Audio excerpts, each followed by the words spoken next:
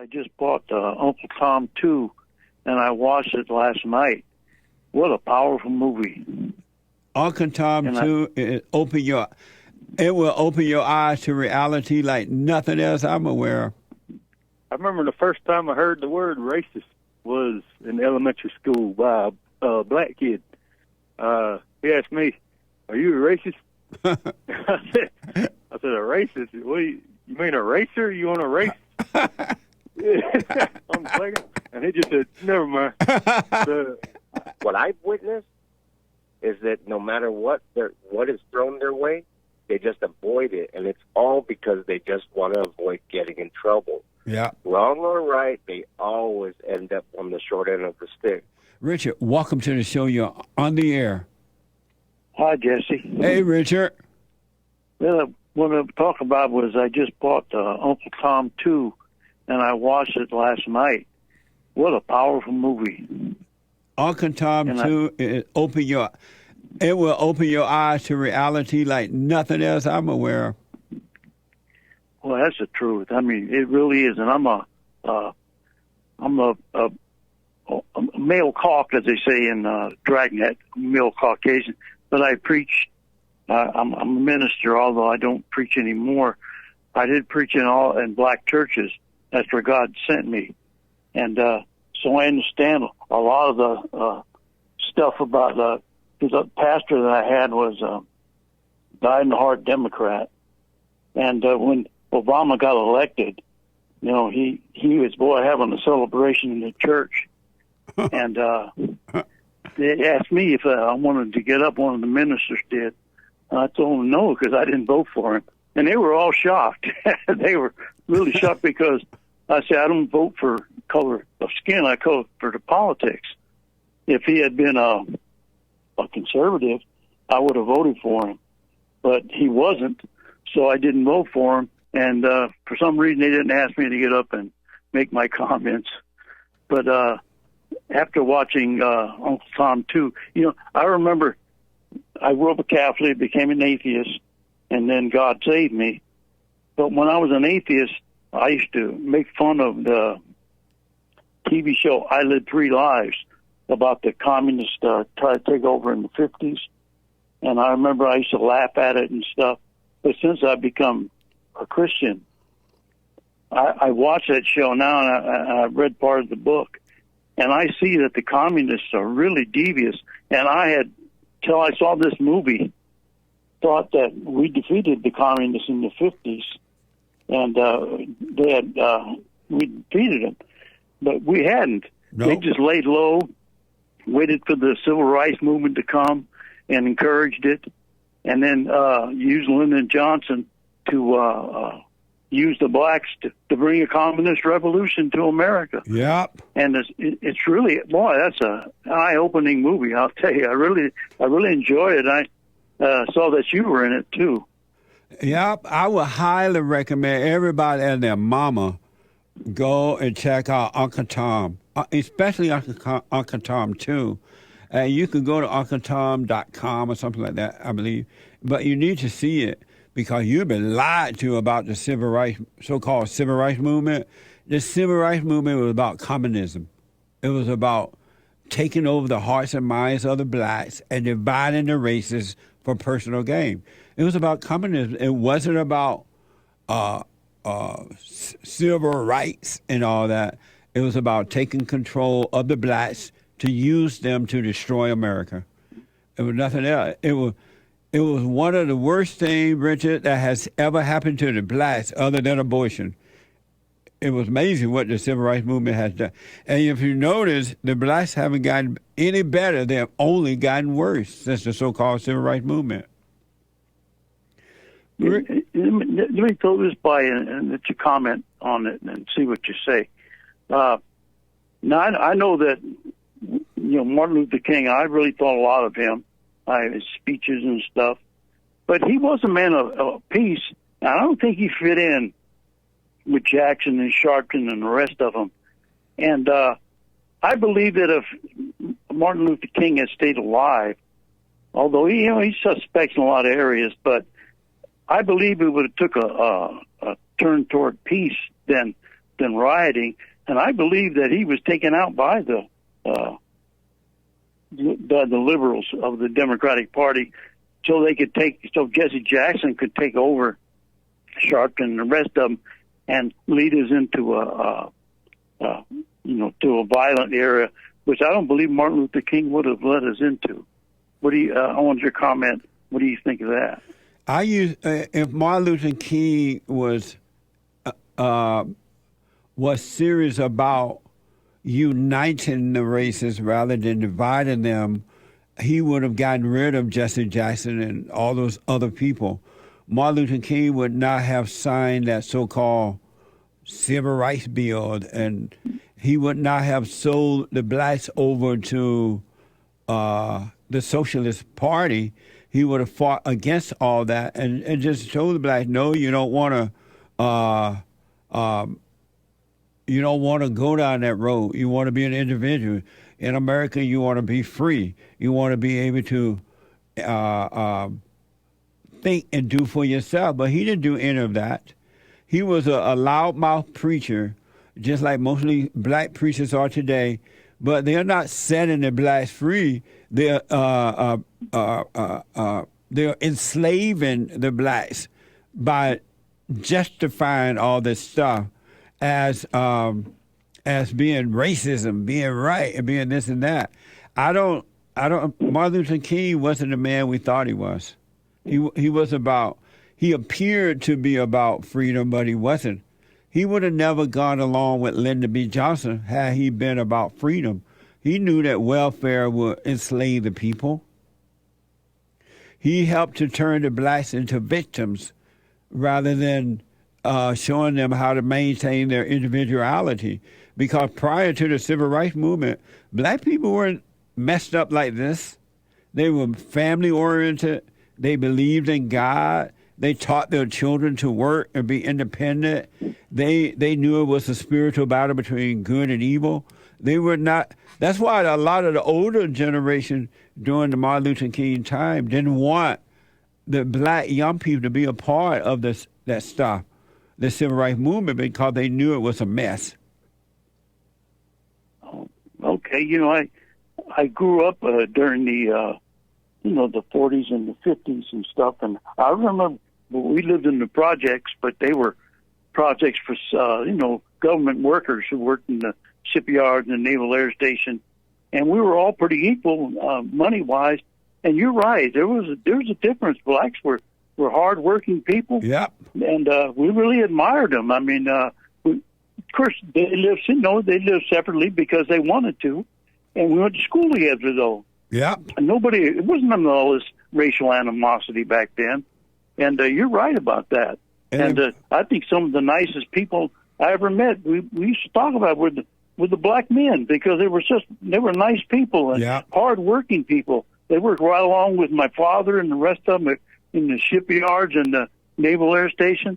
And it was a different time. And now that I've seen that show, I noticed the difference. You're right about that. Martin Luther King and the so-called civil rights movement been for what was right, there's no way they would have agreed with Lyndon B. Johnson or anyone else about the welfare and all that kind of stuff, putting the blacks on welfare and causing them to become Democrats rather than Republicans. And they just would not have done that. They enslaved the blacks, man. That's why I hope everybody and their mama check out Uncle Tom, too. www.uncletom.com. Check it out. Everyone needs to see it, and especially the blacks, because they need a wake-up call. And the whites, the whites who think that they're the problem. Let me ask, Richard, then I got to run, and you write about Uncle Tom, too. It's amazing. What do you think about the whites who believe or have allowed themselves to be convinced that they are the problem of the blacks, that they have white privilege and the blacks can't make it and they're holding the blacks back? What do you think about all that? I've spent a lot of my time in the black community because my wife was, before she was black, and my daughter's black, whom stays with me now. But I was always had friends who were blacks, and we got along great. but I never thought I was the problem. Yeah. That's one thing I never will admit, that I never thought I was the problem. I thought I was to help people. And at one time, at one time I might have thought that because I used to go out of I became a radical and I supported the Black Panther Party. I used to go to the Free Huey rallies in San Francisco. What the? And, free Huey off the pig, No wonder you ended up with a black wife. What the black power? No, black excellence. I used to think that was one of the problems with white, but then I realized it was wrong. Yeah.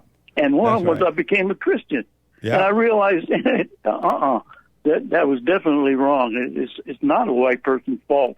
And I don't accept it now, and I never will accept it. I don't give a darn if he does come home, Paul. I won't accept it. And you're right. All of us start out wrong because we have wrong parents. But at some point, we're supposed to wake up. We're supposed to not woke, but wake up and see that it's a spiritual battle. Know thyself and see what's going on. You shouldn't go through your whole life blaming someone else. That's true. That's very true. And so you are white and you had a black wife? Yes. Amazing. Once you go black, you can't go back. No, I wouldn't. I loved her very much. And, black people are human beings like anyone else. Yeah. But you get led on the wrong path, like a lot of whites have, and you can be all messed up. That's It's right. not your race's fault. Exactly. Well, Richard, thank you for your call. Amazing call. I'm glad you're from the old school and you know how it was in the good old days, because it's a mess now, man. And I just hope the whites wake up before it's too late. So do I. Thank you, man. I'm glad you saw Uncle Tom, too. It was amazing. Thank you. Call me again, Richard. I sure will. Okay, buddy. She heard another witness from the old school. Blacks weren't like this before the Civil Rights Movement. The Civil Rights Movement was about socialism, communism. It wasn't about freeing the blacks. It wasn't about trying to make the black lives better. It enslaved them. It took them away from better and enslaved them. And now they're living as slaves and don't even know it.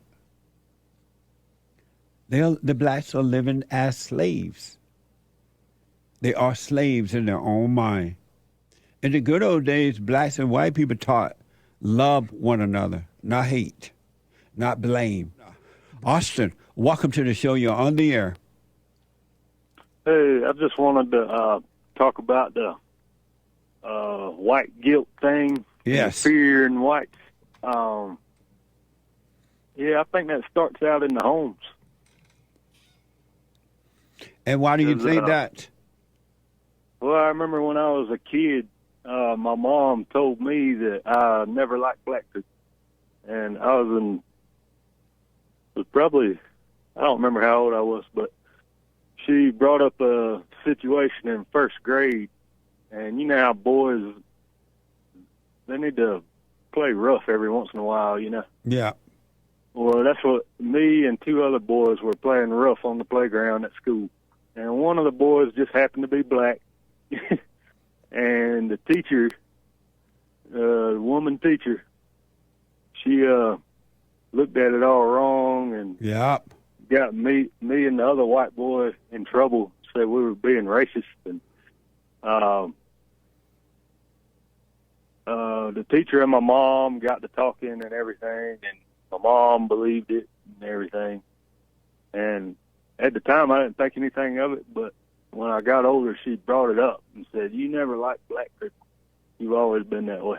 Wow. Yeah. I just wanted to bring that up. Did your father tell your mother to shut up, stop trying to brainwash my son? No, because they were separated. They separated when, he was a part of our life. You know, we went over there visitation and stuff. But, no, he wasn't there to do all that. What a mess. Every time the man listens to the woman, he will suffer. See how your mother tried to brainwash you? Yeah, and I know a lot of people don't remember things when they're real little, and I could see how if some people's mom told them that, Yeah. they would probably believe it. Yeah. It reminds me of the black mothers who tell their children, oh, when you go out, be careful of police brutality. A black man can't make it in America today. The white man hates you. Be aware. They're brainwashing the children, setting them up to destroy themselves, and then blaming on others. I can't imagine being a parent and telling my child that. You got to be twice as better than the white person. That's so insane. That's evil, man. I remember the first time I heard the word racist was in elementary school by a black kid. He asked me, "Are you a racist?" I said, "A racist? What? You mean a racer? You want a race?" On the playground, and he just said, "Never mind."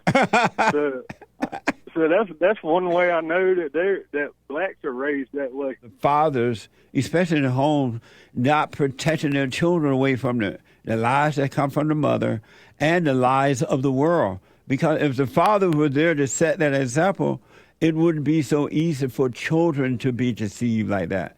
They'll go home and tell daddy, they told me this, and the daddy will straighten it out so that idea doesn't grow in the hearts and the minds of the kids. Yeah. What a mess.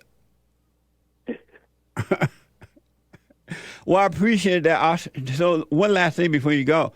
Did you ever believe, since being an adult, have you ever believed you were a racist and all that kind of stuff? No, I knew better. Nice. Yeah. For some reason, I got a good memory of my childhood and everything. But I know, like, my brother doesn't have that good of a memory of when he was little, and I could see other people believing into the lie because of that, you know. What a mess. Well, I hope white people wake up real fast before it's too late, because they're losing their country, and it's only going to get worse as long as they're running from the blacks. It's just going to get worse. Awesome. Yeah. Thank you, man. I appreciate it. All right. Have a good one. You too, buddy. See that, folks? It's not true. It's just a lie. White people, stop saying that about yourself. It ain't true. Black people are the way that they are because they come from messed up parents, angry mothers, and fathers not there to protect them, or if the father's in the home, he's not protecting them from the lie. And they believe the lie from the so-called leadership, civil rights movement, all that crap. And they want free stuff. They don't want to do for themselves. They're lazy. Bruce, welcome to the show. You're on the air. Hi, Jesse. Good morning. Good morning, sir. How are you? Good, sir. All right. I just wanted to... I'm well, sir. Nice. I just wanted to confirm what you're saying as far as whites. What I've witnessed is that no matter what is thrown their way, they just avoid it, and it's all because they just want to avoid getting in trouble. Yeah. Wrong or right, they always end up on the short end of the stick. Absolutely, man. I'm a Pacific Islander, and I've seen it. You know, I'm in the middle. Nobody messes with me either side. I cut up a lot with the whites. I can't cut up with the blacks because I could see their demeanor. But yet they'll throw that kind of stuff to me. Like my wife cooks my lunch every day, and at work I lay it all out. And when they see it, you know, I got one black guy in particular. He'll constantly chastise me. Or, what are you eating, dog? What are you eating, cat? And I just kept on ignoring him until one day he just overdid it because I'm trying to focus on operating equipment. And I just turned to him. I said, you know what? If there is racism, you're the most racist person I know, guy. Yeah. You need to back off and leave me alone. And I'm telling you right now, I'm a super minority. So that just made him turn around and walk away. But I've witnessed it, and I've even asked we call them howlies. I've asked white guys, why don't they ever speak up? And they tell me they're just avoiding trouble. They already know, wrong or right, they're going to get it. But what they don't realize, by not speaking up, they're getting deeper into trouble. Yes, because that's exactly what they witnessed with me. When I spoke up, me and this individual, we haven't spoke. We work at the same place, and he hasn't spoke to me. He avoids me for the last 5 years. Nice. Nice. That's right. If anybody going to be on the run, it's going to be the devil. They're not going to run from the devil. The devil should be on the run. And blacks, not all, but most black people are very angry and violent and vicious and jealous and envious and destructive like I've never seen before, man.